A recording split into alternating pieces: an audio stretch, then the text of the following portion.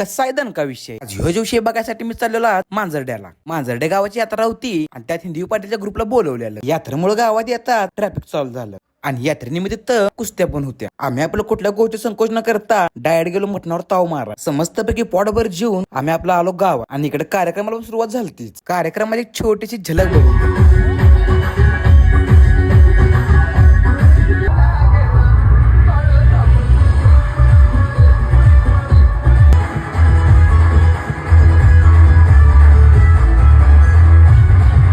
इकडे बुका उठवालतीस तवर हिंदी पाटील आली.